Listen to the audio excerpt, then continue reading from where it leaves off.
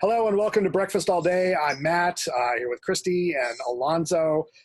We are covering the trip to Greece, the fourth and final, as I have been told, movie in the Trip series with Steve Coogan and Rob Brydon. And please pardon the noisy birds in the background of my video. They're loud. They're very loud. My bird coworkers, they're kind of obnoxious. They are. It's a Friday. They're nuts. Woohoo. It's a holiday weekend. Woohoo. So Steve Coogan and Rob Brydon are Steve Coogan and Rob Brydon. As always, they are playing versions of themselves, like heightened, like slightly more obnoxious versions of themselves. And the bit they have is that they go through a European country. There's always some reason, like Steve Coogan's got to write an article about cuisine in Spain or whatever. And really, it's just an excuse to get the two of them together in a car, driving from place to place and enjoying the stunningly beautiful scenery and eating gorgeous food and just riffing and just bantering and teasing each other about their careers and doing dueling versions of impressions because they both have tremendous ears for impressions. And we don't get Michael Caine this time, which has been a standard, a staple of the previous Trip movies. There was the trip to Italy and the trip to Spain. We don't get him, but we get... we do get Mick Jagger. We get Mick Jagger. We get Robert De Niro. De Niro is Caesar. Yeah. Like the various imitations of who they have playing Caesar is because before we even get De Niro, Ray Winstone, yeah, right. That's a good one too. We get Ray Winstone as Caesar. We get and then two Godfather actors, Robert De Niro and Brando, and Brando. It's very, very funny. Yeah, the Ray Winstone Caesar is really good. And at one point, Brydon does Steve Coogan, which I thought was really cool too. Yes. So prior to this, Steve Coogan gets really mad about. He does. Well, yeah, and so again, it's that fine line between, is this really who they are? Is this like a very knowing kind of meta version of themselves? They've been doing this for so long, and they work with Michael Winterbottom for so long. Steve Coogan's made like a dozen films with Michael Winterbottom now, including Greed, which, did we review Greed? I didn't see it actually, but one of the actors in Greed pops up in this movie as himself. One of the Syrian refugees, right? Yeah, the guy who's like coordinating refugee camps. And so they drop him off at a refugee camp in Greece, and we sort of see from the outside what that looks like. Right, I did see Tristram Shandy. Me too. Which is actually kind of kicked off the whole Steve Coogan, Rob Brydon riffing with each other. Yeah, some of that in Tristram Shandy. And the whole like Coogan as quote unquote himself thing. Yeah. Right. So that was the beginning of that. But then when Coogan was doing Greed with Michael Winterbottom, that was shot in Greece and is this, enormous 60th birthday party for, maybe it's 50th. Anyway, this giant birthday party for this, billionaire asshole tycoon. And then 6 months later, they went back to do the trip. And I did a Q&A with Coogan and Winterbottom after a screening of Greed at the ArcLight back when things like that happened in the world. And they were saying that, this is the last one. And it seems like it makes sense in terms of the evolution of the series to end it there, because there is a sense of finality and there's a melancholy to it and a bittersweet nature to it. Like it's still consistently funny, and it still kind of lags in the places that the other films also lag. And I think that's part of the point, is to give you this organic sense of what it's like to be on vacation. And like, not every moment is going to be magical, and not every moment is going to be action packed, and you're going to get super annoyed with the people that you're traveling with. And I think that's all of a piece of these films. I do want to point out really quick though, that if this movie and these other films are totally your jam, or if you're new to this and you are just completely in love with it, these are actually BBC series. Yes, I was going to say that too. There's so much more footage than we get in the theatrical releases. And tragically, in the United States, the only one that you can watch by legitimate means is you can rent all of the first series, The Trip, where they go through the UK, on Amazon. But beyond that, you have to sort of do something sneaky because no one has made them available. Well, the thing with the ask the guy and he'll set you up. Anyway, I don't know anything about that, Alonso. I've never done that. Me neither. Never. No, I really haven't. No, but it's we know, you don't know about the guy that set you up. We know people who are fans of UK television, and they have their ways of getting UK television when it's not being otherwise made available outside the UK. That's all I'll say.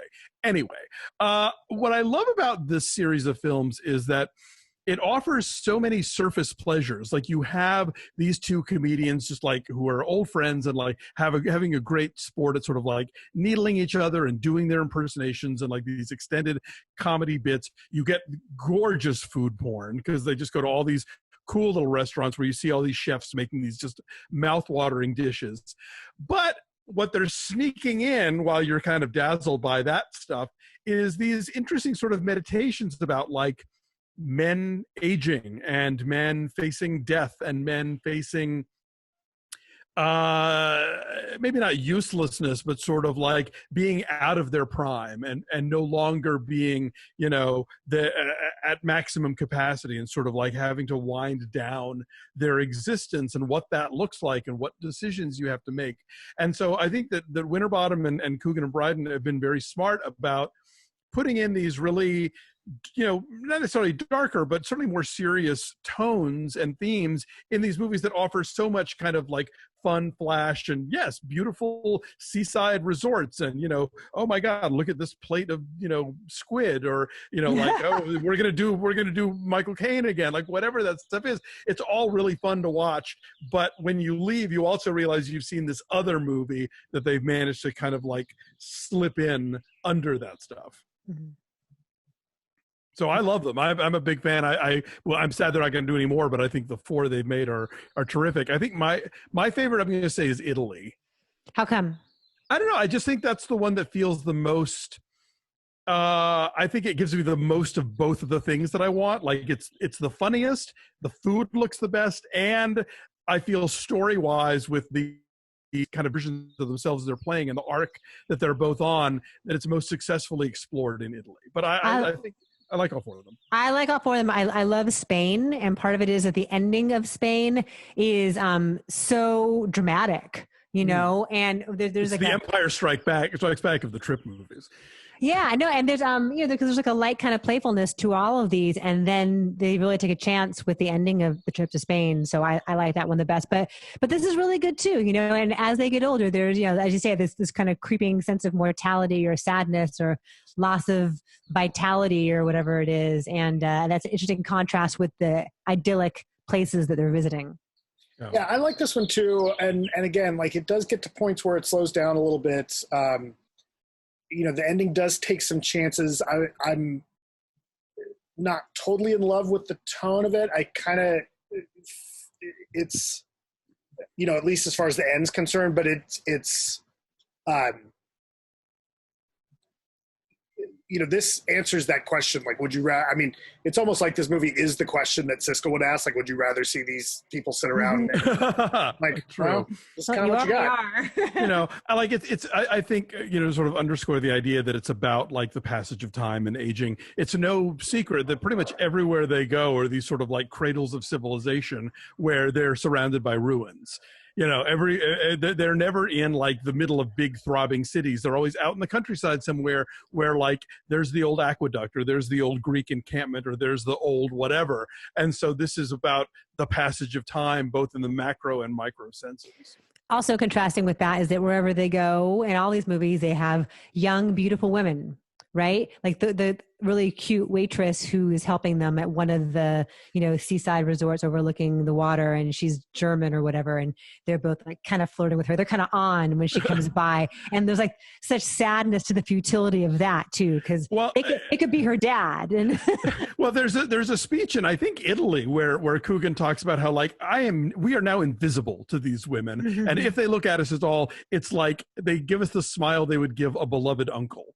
You know, and so that's part of the whole thing. Like they're no longer like players; they are the sort of harmless old men of the margins who are like, oh, they're not you know, not involved in what these young women have their sights set on. You know, but they're still working it.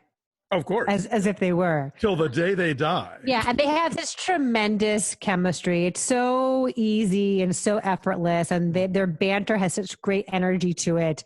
So yeah, that alone, like maybe these films feel like they meander or whatever. That's part of the joy of it. But consistently, they have such a lovely way with each other. So.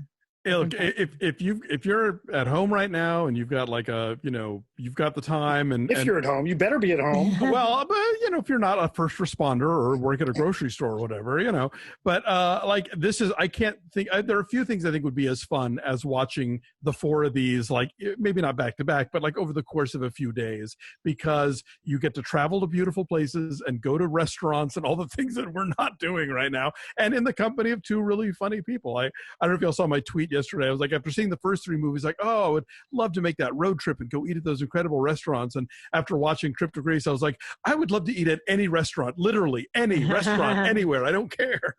But let me ask you a question, Alonso. Could you and Dave recreate that trip?